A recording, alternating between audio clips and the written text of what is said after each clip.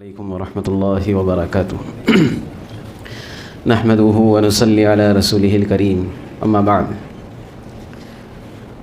محترم دوستو، بزرگوں اور میرے عزیز ساتھیوں، آج ایک اہم حدیث کے طرف آپ سب کی توجہ کو مبذول کروں گا، کیونکہ دوستو جس حدیث کے متعلق میں بات کر رہا ہوں اس میں اللہ کے نبی صلی اللہ علیہ وسلم نے ہر ایک کو ذمہ دار کہا ہے، اور ہر ایک کے ذمہ داری کا احساس ہونا اس کو ضروری اور لازم قرار دیا ہے۔ اللہ کے نبی صلی اللہ علیہ وسلم نے ارشاد فرمایا، کلکم راعین وکلکم مسئول عن رعیتہ، تم میں سے ہر ایک شخص راعی ہے، ذمہ دار ہیں۔ عربی زبان میں راعی کہتے ہیں چرواہے کو، جو بکریاں چراتا ہے نا، اس کو راعی غنم کہتے ہیں۔ تو اللہ کے نبی نے یہاں پر فرمایا تم میں سے ہر ایک راعی ہے، ہر ایک ذمہ دار ہے، اور ہر ایک سے اس کی ذمہ داری کے متعلق پوچھا جائے گا۔ یہ بات تو بڑی مشہور ہے دوستو، آپ نے سنی ہوگی کہ اللہ رب العزت نے اس دنیا میں جتنے نبی بھیجے ہیں، اکثر نبیوں سے اللہ رب العزت نے بکریاں چرائی ہیں۔ کیا چرائی؟ حتیٰ کہ میرے اور آپ کے آقا تاجدار مدینہ سرور کائنات صلی اللہ علیہ وسلم نے بھی بکریاں چرائی ہیں۔ بکریاں چرانے میں حکمت یہ ہے کہ بکریاں چرانا کوئی آسان کام نہیں ہے، اور بکریاں چرانے میں چرانے والے کی بڑی اصلاح ہوتی ہے، اور جس کو بکریاں چرانے آ گئی، کیونکہ کوئی بکری ایسی ہوتی ہے جو ریوڑ سے الگ ہو جاتی ہے، کبھی بکریاں کانٹے دار جھاڑیوں کے اندر گھس جاتی ہیں، مختلف حالات سے سامنا کرنا پڑتا ہے بکریاں چرانے والوں۔ تو اللہ کے نبی صلی اللہ علیہ وسلم بھی بکریاں چرایا کرتے تھے، اور اکثر نبیوں نے بکریاں چرائی ہیں۔ اس میں حکمت یہ ہے کہ آگے چل کر قوم کی ذمہ داری یہ آسانی سے انبیاء کرام پوری کرنے والے بن جائیں۔ تو اسی طرح دوستو اللہ رب العزت نے ہم میں سے ہر ایک کو ذمہ دار بنایا ہے، اور ذمہ داری ہم میں سے ہر ایک کی حیثیت کے مطابق دی ہے۔ جیسے ہر مرد کو اللہ رب العزت نے اپنے گھر کا ذمہ دار بنایا، ہر مرد کو اپنے گھر کا ذمہ دار بنایا، اس کے گھر والوں کے بارے میں اس سے پوچھا جائے گا۔ اسی طرح اللہ رب العزت نے جس کو جس شعبے میں رکھا، جس منصب اور عہدے سے نوازا ہے، اس سے اس کے متعلق پوچھا جائے گا۔ کسی کو اللہ رب العزت نے علم عطا فرمایا ہے تو اس کو اس کے بارے میں پوچھا جائے گا۔ غرض ہم یہ غور کریں کہ اللہ رب العزت نے ہم کو خاص طور پر کیا چیز دی ہے، اس کے بارے میں ہم سے پوچھا جائے گا۔ ہم میں سے ہر ایک ذمہ دار ہے، اور ہم میں سے ہر ایک اپنی ذمہ داری کا اور اپنی صلاحیتوں کا صحیح استعمال کرے، یہ وقت کا تقاضا ہے۔ یہ وقت کا کیا ہے؟ تقاضا ہے۔ دوستو غفلت میں رہ کر زندگی گزارنا یہ ایمان والے کی شان نہیں ہے۔ ہر وقت، ہر لمحہ اللہ رب العزت نے ایمان والا بنایا ہے تو کچھ سوچ سمجھ کر ہم کو بنایا ہے۔ اللہ رب العزت نے مسلمانوں کے گھروں میں پیدا کیا ہے تو ایک ذمہ داری دے کر کے پیدا کیا ہے، ایک ذمہ داری دے کر کے ہم کو کسی علاقے میں رکھا ہے، تو اس کو سمجھنا بہت ضروری ہے۔ اچھا، ذمہ داری کس کو کہتے ہیں، اس کی ایک مثال آپ کو دوں، آسانی سے سمجھ میں آ جائے گا۔ جیسے ہم دنیا کی ذمہ داری پورا کرنے میں کوتاہی نہیں کرتے، اور لوگ ایسے شخص کی بڑی تعریفیں کرتے ہیں جو دنیاوی ذمہ داریوں کو پورا کریں، جو ذمہ داریوں کو پورا کریں۔ ایک شخص روزانہ صبح 5 بجے یا پھر فجر کی نماز کے بعد بمبئی جاتا ہے جاب کے سلسلے میں، اور دن بھر تھکتا ہے، دھوپ میں کام کرتا ہے، اور رات کو 9 بجے وہاں سے نکلتا ہے۔ اب 9 بجے وہ وہاں سے نکلا اور پھر کلوا پہنچ گیا، 10 ساڑھے 10 بجے یہاں پر پہنچا۔ جیسا گھر میں پہنچا، دروازہ کھٹکھٹایا، اندر سے بچے کے رونے کی آواز آئی۔ اب یہ جب گھر پہ آ رہا تھا تو سوچ کر آ رہا تھا ابھی کھانا کھاؤں گا جیسے روز کھاتا ہوں، اور فوراً سو جاؤں گا کیونکہ واپس کل 5 بجے اٹھ کر کے مجھ کو کام پہ جانا ہے۔ اب جو ہے جب گھر پہ پہنچا ہے تو اندر سے بچے کے رونے کی آواز آئی، اس نے دروازہ اور زور سے کھٹکھٹایا۔ اہلیہ نے دروازہ کھولی اور بولی کہ اب بھی گر گیا، بچہ کیا ہو گیا؟ گر گیا۔ تو آدمی کیا کہے گا کہ میری روز کی روٹین یہ ہے کہ میں آتا ہوں، کھانا کھاتا ہوں اور سو جاتا ہوں، تو بچہ گرا تو میرے کو کیا کرنے کا ہے؟ دیکھو تم لوگ کیا ہے، میں تو سونے چلا، ایسا ہوگا؟ وہ دن بھر کا تھکا ہارا آیا ہے، اس کا پورا ارادہ تھا کہ کھانا بھی نہیں کھانا، آج اتنی تھکن ہو گئی کہ سو جاتا ہوں، لیکن جیسے ہی معلوم پڑا کہ بچہ گر گیا ہے اور سر پھٹ گیا ہے تو اس کی نیند بھی اڑ جائے گی اور بھوک بھی بھاگ جائے گی، نیند بھی اڑ جائے گی اور بھوک بھی بھاگ جائیں گی۔ اب وہ بچے کو اٹھائے گا، محلے کی یا چھوٹی موٹی کوئی کلینک وغیرہ کے اندر لے کے جائے گا، چھوٹا سمجھ کر کے کہ کچھ بڑا مسئلہ نہیں ہوگا، وہاں جا کے معلوم پڑے گا کہ بھائی اس کا زخم بہت گہرا ہے، آگے جانا پڑے گا۔ تو کیا بولے گا؟ ابھی تھک کے آیا ہو، ابھی اور کیا آگے جاؤ، تم ہی کر دو نا، کچھ بھی ایسا کرے گا نہیں۔ اب وہ آگے جائے گا، جتنا آگے جانا پڑا اتنا آگے وہ جائے گا۔ ایک مثال ہے دوستو، یہ کیوں ہو رہا ہے؟ یہ اس لیے ہو رہا ہے کہ اس نے اس چیز کو اپنی ذمہ داری سمجھا ہے، اس چیز کو اپنی ذمہ داری سمجھا ہے۔ اسی طرح دوستو اللہ رب العزت نے ہم کو بہت ساری دینی ذمہ داریاں بھی عطا فرمائی ہیں۔ مسلمان کا اس دنیا میں آنا صرف کھانا کمانا یہ مقصد نہیں ہے۔ کھانا کمانا اور مر جانا یہ تو جانوروں میں بھی پایا جاتا ہے۔ اچھا، جانور ہم سے اچھی ذمہ داری پوری کرتے ہیں، جانور ہم سے اچھی ذمہ داری پوری کرتے ہیں۔ جیسے مثال کے طور پر ایک جانور، ہم میں سے بہت سارے لوگ کو اس کے پالنے کا شوق ہے، اکثر لوگوں کے اندر ہے شوق، کبوتر۔ آپ دیکھیں دوستو، جو کبوتر کا جوڑا ہوتا ہے نا، جب ان کے انڈے ہوتے ہیں تو اس کے پہلے سے نر اور مادہ یہ دونوں ہی لکڑیاں جمع کرتے ہیں، گھر کا انتظام ہوتا ہے، اس کے باوجود لکڑیاں اور بہت ساری چیزیں جمع کرتے ہیں۔ اور پھر اللہ رب العزت نے ان کے اندر ذمہ داری ایک ایسی دی ہے، ان کا باقاعدہ سسٹم بنا ہوا ہے کہ جو نر یہاں وہاں بھٹکتا تھا، جو مادہ یہاں وہاں بھٹکتی تھی، وہ اب بالکل الرٹ ہو جاتے ہیں اور وہ اپنا وقت فکس کرتے ہیں کہ اتنی دیر انڈے پہ یہ بیٹھے گا، اتنی دیر انڈے پہ یہ بیٹھے گا۔ پھر بچے ہو جاتے ہیں، پھر کھانے کی ذمہ داری، بچوں کو کھلانے کی ذمہ داری، بچوں کو سینکنے کی ذمہ داری، یہ ایک پورا نظام ہے۔ اور اس کو اگر آپ دیکھیں تو معلوم یہ ہوگا کہ ہمارے سے بہتر وہ اپنی ذمہ داری کو سمجھتے اور نبھاتے ہیں، کیونکہ ان کا مقصد ہی اتنا ہے، اس کے آگے ان کا مقصد نہیں ہے۔ بچوں کو اڑانا بھی سکھاتے ہو کہ اڑنا کیسا ہے، اس کے بعد چھوڑ دیتے اور مار کے بھگاتے، اب جا تو تیرا کام کر، پھر دوسرے بچوں کی پلاننگ۔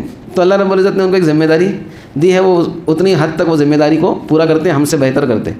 اسی طرح بہت سارے جانور ہیں جو کھانے کھلانے میں، پلانے میں، خود جینے میں اپنی ذمہ داریوں کو پورا ادا کر رہے ہیں۔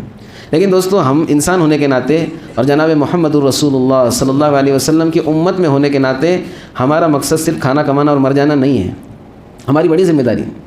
سب سے پہلے دوستو، ہم سب کی ذمہ داری اپنے گھر کی ذمہ داری اپنی ذات سے شروع ہوتی ہے۔ ہم سب یہ چاہتے ہیں نا دوستو کہ دین اسلام پوری دنیا کے اندر نافذ ہو جائے، دین اسلام پوری دنیا کے اندر پھیل جائے، ہر آدمی کلمہ پڑھنے والا بن جائے، ہر گھر میں جو اسلام آ جائے۔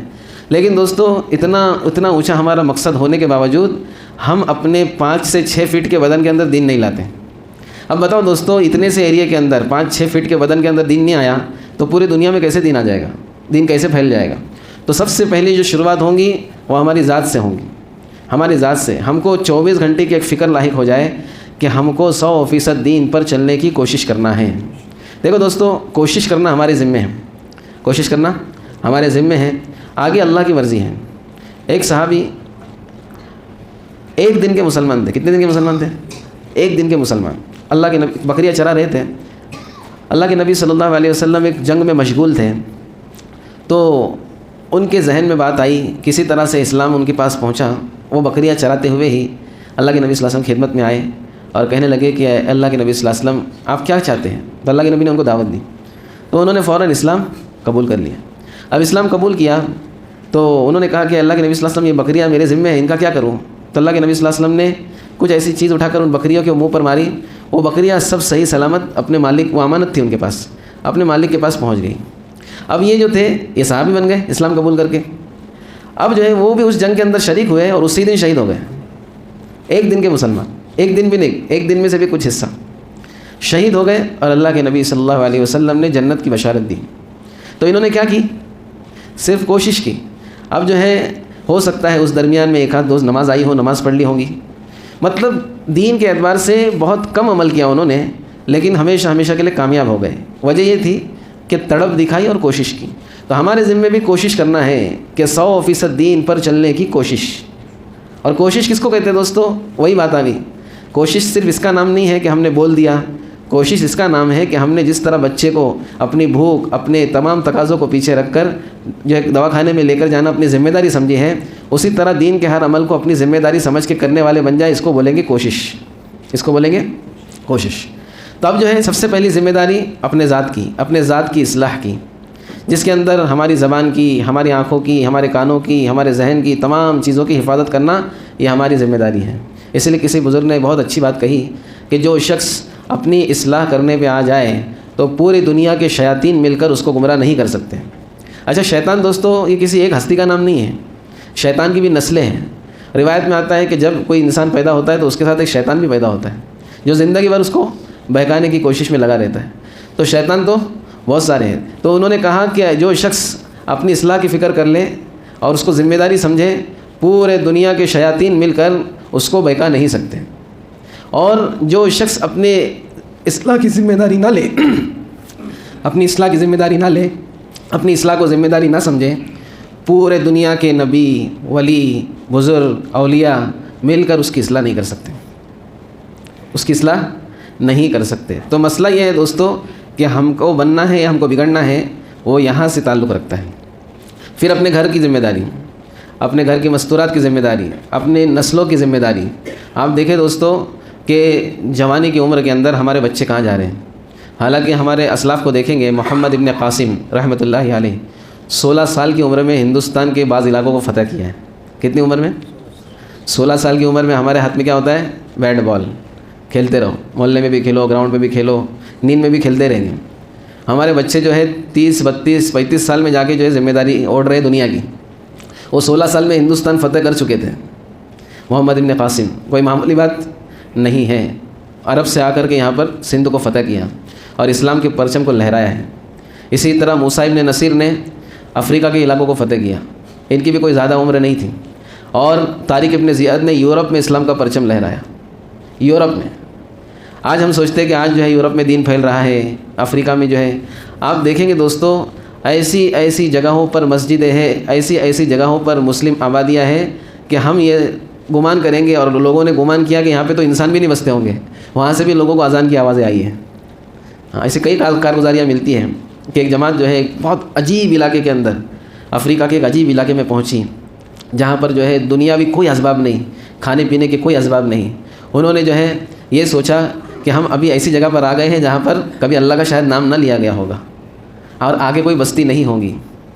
تو جب انہوں نے یہ سوچا، کچھ دیر گزری تو اذان کی آواز آنے لگی، ان کو کیا آنے لگی؟ اذان کی آواز۔ یہ کیا بات ہے؟ تو پہاڑ کے اس طرف سے، ایک چھوٹا پہاڑ تھا، جب انہوں نے اس پر چڑھا تو پہاڑ کے اس طرف سے اذان کی آواز آ رہی تھی جہاں سے انسان کی زندگی کی بھی کوئی امید نہیں تھی۔ تو دوستو ہمارے اسلاف نے دین کو پہنچانے کے سلسلے میں ایسی محنتیں کی ہے اور ایسی جگہوں پر پہنچے ہیں، اور آج بھی الحمدللہ اللہ کے بندے ایسی جگہوں پر پہنچ رہے ہیں۔ کارگزاریاں سن کر آپ حیران ہو جاؤں گے، ایسی جگہوں پر کہ بعض افریقہ کے اندر ایسی بھی قومیں ہیں جن کو جو ہے آدم خور سمجھا جاتا ہے، جو شیر کا شکار کرتے ہیں۔ کس کا شکار کرتے ہیں؟ شیر کا گوشت کھاتے ہو۔ وہاں تک بھی جو ہے آج الحمدللہ دین کی ذمہ داری کے اعتبار سے دین پہنچا ہے۔ تو جو ذمہ داری اوڑھتا ہے نا دوستو، اللہ رب العزت اس سے ایسا کام لیتے ہیں کہ ہم سوچ بھی نہیں سکتے۔ تو کم سے کم ہم دین کی ذمہ داری کے اعتبار سے اپنے گھر کی تو فکر کر لیں، اپنے محلے اور بستی کی تو فکر کر لیں۔ آپ دیکھیں گے امام مالک رحمۃ اللہ علیہ فرماتے تھے کہ ہم جانتے ہیں کہ صحابہ کرام کی تعداد حجۃ الوداع کے موقع پر، جب اللہ کے نبی صلی اللہ علیہ وسلم نے آخری خطبہ دیا ہے، اس وقت اس خطبے کے اندر تقریباً 1.25 لاکھ صحابہ کرام موجود تھے، تقریباً 1.25 لاکھ صحابہ کرام موجود تھے۔ لیکن امام مالک کہتے ہیں کہ اگر میں قسم کھاؤں کہ مکہ، مدینہ اور حجاز کے اندر 15,000 سے زیادہ صحابہ کی قبریں نہیں ہے تو میں اپنی قسم میں جھوٹا نہیں ہوں گا۔ صرف اس وقت اتنے تھے، صحابہ کی تعداد بہت زیادہ تھی، آگے پیچھے پکڑیں گے تو یہ صحابہ گئے کدھر؟ ان کی قبریں کہاں گئی؟ جن کے گھر میں اللہ کے نبی صلی اللہ علیہ وسلم ہجرت کے موقع پر ٹھہرے تھے، حضرت ابو ایوب انصاری رضی اللہ عنہ، انہوں نے اپنی قبر کو استنبول میں بنایا، ترکی کے اندر۔ اور انہوں نے جب بہت بیمار ہو گئے راستے میں، سفر میں، اور ان کو اندیشہ ہوا کہ اب میری وفات ہو جائے گی، تو انہوں نے کہا کہ مجھے جو ہے جہاں تمہارا آخری قیام ہوگا وہیں پر مجھ کو دفنانا، میرے لاش کو لیتے ہوئے چلنا، اور جو استنبول میں جا کے دفن ہوئے۔ ایسے آپ دیکھیں گے دوستو، صحابہ کرام کے نام کے ساتھ بعض کتابوں میں ملتا ہے کہ صحابہ کرام دنیا کے عجیب علاقوں میں جا کے دفن ہوئے ہیں۔ کیوں دوستو؟ کیا بات تھی کہ صحابہ کو مکہ مکرمہ میں بیت اللہ کے قریب نماز پڑھنے کا کتنا ثواب پتہ نہیں تھا کہ ایک نماز پڑھنے پر 1 لاکھ نماز پڑھنے کا ثواب، مسجد نبوی میں ایک نماز کوئی پڑھ لے تو 50,000 نماز پڑھنے کا ثواب۔ کہ صحابہ کو معلوم نہیں تھا؟ کیوں یہ چیزیں انہوں نے چھوڑی؟ کیونکہ دوستو صحابہ کرام کو اللہ کے نبی صلی اللہ علیہ وسلم نے حجۃ الوداع کے موقع پہ کہا تھا کہ سنو آگاہ ہو جاؤ، جو یہاں پر حاضر ہے وہ غائبین تک میری بات کو پہنچائے، غائبین تک میرا دین پہنچائے۔ تو علماء کہتے ہیں اللہ کے نبی صلی اللہ علیہ وسلم کے اس بات کی منشا یہ تھی، اور صحابہ کو بولنے کا منشا یہ تھا کہ آپ لوگ جو موجود ہیں تو جتنے غائب ہیں ان تک آپ بات پہنچاؤ۔ اور ایک مراد غائب سے یہ ہے کہ قیامت تک جو لوگ آنے والے جو اس وقت وہاں پہ موجود نہیں تھے وہ بھی غائب تھے، تو ان تک یہ بات کو پہنچاؤ۔ تو صحابہ نے اس بات کو سمجھا اور اپنے تمام تقاضوں کے باوجود، اچھا صحابہ کرام کو بیوی بچے نہیں تھے، صحابہ کرام پر جو ہے دنیاوی تقاضے نہیں تھے، سب چیز تھی، اس کے باوجود ان تمام چیزوں کی قربانیاں دیتے ہوئے صحابہ کرام نکلے ہیں۔ حتیٰ کہ میرے پاس ایک کتاب ہے، مسجد میں اوپر ہی رکھا ہوں، اس کے اندر صحابہ کا تھانہ تک آنا ثابت ہے۔ کہاں تک؟ تھانہ اور بھروچ، گجرات کا علاقہ ہے، ساحلی علاقہ، وہاں تک صحابہ آئے ہیں۔ ان صحابی کے نام بھی ملتے، دو صحابی، حضرت حکم، حضرت حاکم، یہ دونوں بھائی تھے۔ صحابہ یہاں تک بھی آئے۔ ہمارا جو تھانہ ہے یہاں پر، اب تھانہ سے مراد یہ تھانہ شہر بھی ہو سکتا ہے یا پھر پورا تھانہ کا علاقہ، ہمارا تھانہ ضلع بہت بڑا ہے تو یہ بھی ہو سکتا ہے، یا اس وقت تھانہ کا اور شاید علاقہ بڑا ہو، وہ بھی ہو سکتا ہے۔ تو یہاں تک صحابہ آئے ہیں، صحابہ کا گزرنا یہاں سے ثابت ہے۔ کہاں عرب اور کہاں اس زمانے کی سواریاں اور کیا مشکل گزار راستے ہے نا۔ تو دوستو یہ تمام قربانیوں کے بعد دین ہم تک پہنچا۔ اب ہماری ذمہ داری یہ ہے کہ اس دین کو کم سے کم ہم اپنی ذات، اپنے گھر، اپنے شہر، اپنی بستی کے اندر اس کی صحیح شکل و صورت کے ساتھ باقی رکھنے والے بن جائیں۔ اس میں سب سے بڑا جو رول ہے، سب سے بڑی جو ذمہ داری ہے وہ ہے ہمارے نوجوانوں کی، جن کو اللہ رب العزت نے ہاتھ پاؤں میں طاقت دی ہے اور ایک جوش و جذبہ دیا ہے۔ نوجوان کے اندر دوستو جو جوش و جذبہ ہوتا ہے، اس کا رخ اگر گناہوں کی طرف جائے تو یہ گناہ بھی اس جوش اور جذبے کے ساتھ کرتا ہے، کھیل کی طرف جائے تو اس جوش اور جذبے کے ساتھ وہ کھیلے گا۔ مطلب اس کو جو چیز جوانی کے اندر مل گئی تو اس کے پاس اتنا جو ہے جوش، جذبہ اور طاقت ہے کہ وہ اس کو کمال درجے تک پہنچا سکتا ہے۔ اور اگر وہی چیز اگر دین کی طرف متوجہ ہو جائے، وہی چیز اگر دین کی طرف متوجہ ہو جائے تو اس کا کیا کہنا دوستو۔ آج ہم اگر نظر اٹھا کر دیکھیں گے، یہ یورپ میں یا امریکہ کے اندر ہمارے مسلم نوجوان ایسے گندے ماحول کے اندر اتنی خوبصورت داڑھی، اتنا خوبصورت ان کا چہرہ، اور کس جوش اور ولولے کے ساتھ اللہ کی دین کی محنت کر رہے دوستو، ہم دنگ رہ جائیں گے۔ اور اس میں سے ایسے بھی کئی لوگ ہیں، بلکہ اکثر ایسے لوگ ہیں جنہوں نے اسلام کو جوانی کی حالت میں پڑھا، سمجھا، حالانکہ وہ کسی اور قوم سے تھے، یہودی تھے، عیسائی تھے، ناستک تھے، نہ جانے کون تھے۔ جب انہوں نے جو ہے اسلام کو سمجھا ہے تو اپنی زندگی کا مقصد اسلام کی ترویج کے اندر، اسلام کو پھیلانے کے اندر لگائی ہے۔ آپ کو ایسے کئی لوگ ملیں گے، ایسی کئی کارگزاریاں ملیں گی۔ تو کیا دوستو آپ کا یہ گمان ہے کہ اللہ رب العزت کل قیامت کے دن ان کو اور ہم کو سامنے کھڑا نہیں کریں گے کہ ہم نے تم کو ماں کی گود سے ایمان دیا تھا، ماں کی گود سے دین اسلام دیا تھا، اور یہ دیکھو گناہوں کی زندگی میں اور نہ جانے کیسی زندگی میں پڑے ہوئے تھے، اور پھر انہوں نے جو ہے اپنی محنت اور کوشش سے ہماری توفیق سے قرآن کو سمجھا، ہدایت کو سمجھا، دین کو سمجھا، اور کتنے آگے نکل گئے، ہزاروں اور لاکھوں کی اصلاح کی انہوں نے جو ہے ذمہ داری اٹھائی، ہزاروں اور لاکھوں کی اصلاح اور ہدایت کا ذریعہ بن گئے۔ تم نے کیا کیا؟ تم نے کیا کیا؟ تو ہم دوستو کیا جواب دے پائیں گے؟ اس لیے سب سے اہم چیز یہ ہے کہ ذمہ داری کو سمجھے، اپنے وقت کو ضائع نہ کرے، اپنے وقت کو ضائع نہ کرے، اپنے وقت کو کام میں لائے۔ کم سے کم دوستو اپنے وقت کو دنیاوی کام میں تو لے کر آئیں۔ مسلمان اگر دنیاوی کام بھی اس نیت سے کرے کہ اس کام کے ذریعے میں اپنی قوم کا فائدہ کروں گا، اس کام کے ذریعے میں اپنی قوم کا فائدہ کروں گا، تو انشاءاللہ اس کام کو بھی اللہ رب العزت دین کا کام بنا دیں گے۔ اس کام کو بھی کیا بنا دیں گے؟ دین کا کام بنا دیں گے۔ چاہے وہ کام کیسا ہی چھوٹا ہو یا بڑا ہو، ضروری نہیں ہے کہ ڈاکٹر بن کے لوگوں کو فائدہ پہنچاتا رہے، وکیل بن کے لوگوں کو فائدہ پہنچائے، یہ تو بہت اچھی بات ہے، یہ بھی کرنا چاہیے، لیکن جس فیلڈ میں ہو آپ، اس فیلڈ کے اندر رہتے ہوئے اگر ایمانداری کے ساتھ اور دیانت کے ساتھ، اس نیت کے ساتھ کہ میں اپنی قوم کو فائدہ پہنچاؤں گا، میں ایمان والوں کو فائدہ پہنچاؤں گا، تو یہ بھی دوستو دین کا کام ہی شمار ہوگا۔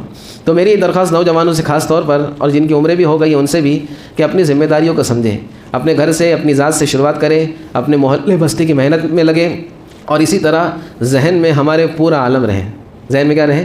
پورا عالم رہے۔ تو اس طرح سے انشاءاللہ اللہ رب العزت ہم سے دین کی محنت لیں گے۔ دین کی محنت کے لیے دوستو میں بار بار کہتا ہوں، اور میں نے بڑوں سے سنا ہوں کہ کچھ ایکسٹرا وقت نکالنے کی ضرورت ہی نہیں ہے۔ یہ نکالنا تو بہت بڑی بات ہے، بہت اچھا کام ہے، لیکن کم سے کم ہم جس شعبے میں ہیں، ہم روزانہ جو کام کرتے ہیں، جس فیلڈ میں ہیں، کم سے کم اس فیلڈ کے اندر تو ہم اللہ کے دین کی محنت کرتے رہیں، اپنے رشتہ داروں میں دین کو زندہ کرنے کی کوشش کرتا رہیں۔ تو یہ چیز انشاءاللہ ہم وجود میں لاتے ہیں تو قطرہ قطرہ دریا شبد والا والی بات ہو جائیں گی کہ قطرہ قطرہ مل کے سمندر بنتا ہے. ہماری چھوٹی چھوٹی محنتیں، چھوٹی چھوٹی فکریں، چھوٹے چھوٹے جذبے، چھوٹی چھوٹی قربانیاں ملیں گی تو انشاءاللہ اللہ رب العزت ہماری نسلوں کے اندر دین کو زندہ رکھیں گے. اس کے لیے سب سے پہلی بات تو یہ بھی ہے کہ ہم جو ہے دین کے علم کو بھی حاصل کریں. ایمان کسے کہتے ہیں، اسلام کسے کہتے ہیں، کفر کسے کہتے ہیں، نفاق کسے کہتے ہیں، تقویٰ کسے کہتے ہیں، توکل کسے کہتے ہیں، یہ تمام چیزوں کا جاننا دوستو ہمارے ذمے ہے. ان تمام چیزوں کو اپنی نسلوں کو بتانا ہمارے ذمے ہے. ہم اپنے بچوں کی فکر کریں دوستوں. نہیں تو کل کو ہمارے بچے ہاتھ سے نکل گئے جیسے کہ آج کل نکل رہے ہیں تو پھر پچھتا کر کوئی فائدہ نہیں ہوگا. پچھتا کر، اور خاص طور پر لڑکوں سے زیادہ دوستوں آج لڑکیوں پر دھیان دینے کی ضرورت ہے. کیونکہ میں نے کل بھی کہا تھا رات کی مجلس میں کہ دین کسی نہ کسی درجے میں مردوں کے اندر، مردوں تک پہنچ جاتا ہے. جمعہ کا بیان، گشت ہو رہا ہے، یہاں بیان ہو رہا ہے، وہاں بیان ہو رہا ہے، کچھ نہ کچھ جو ہے باتیں چلتی ہیں آپس میں. لیکن آج ہماری مستورات کا بڑا برا حال ہے دوستوں، اور اس کی پوچھ ہم سے ہی ہونے والی ہے. اس کی پوچھ ہم سے ہی ہونے والی ہے. آج ایسی ایسی کارگزاریاں دوستوں ہمارے سامنے آتی ہے، روزانہ کچھ نہ کچھ جو ہے بات آتی ہے. ابھی کچھ ہی دن پہلے جو ہے فون آیا، بڑے پریشان تھے. حافظ صاحب کون تھے؟ حافظ صاحب. وہ حافظ صاحب کی بیٹی جو ہے غیر مسلم کے ساتھ بھاگ گئی. گھر کا ماحول اچھا، گھر میں جو ہے کچھ نہ کچھ تو کمی رہی ہوں گی نا دوستو ہماری حساب سے. حافظ صاحب کی بیٹی روانہ ہو گئی. تو ایسی بہت ساری آپ کو کارگزاریاں ملیں گی جس کے اندر دوستو سن کر ہمارے پیروں کی زمین ہل جاتی. اس کی وجہ کون ہے؟ وجہ ہماری غفلت اور سستی ہے. ہم نے دین کو جو ہے ذمہ داری سمجھا ہی نہیں. جیسے بچے کو دوا کھانے میں لے جانا ذمہ داری سمجھا، دین کو دوستو بالکل بے یار و مددگار اللہ کے بھروسے پہ چھوڑ دیا ہم نے. اس کی تھوڑی سی فکر کر لیں انشاءاللہ، اپنی ذات کی، اپنے گھر کے، اپنے محلے کے لیول پر شروع تو کرے تو پھر کیا ہوگا انشاءاللہ دھیرے دھیرے دھیرے دھیرے ہم جو ہے اللہ کے دین سے قریب ہوں گے اور دین ہماری نسلوں میں باقی رہے گا. تو کریں گے اس کی فکر انشاءاللہ. اللہ رب العزت ہم سب کو کہنے سننے پر عمل کی توفیق. سبحان اللہ.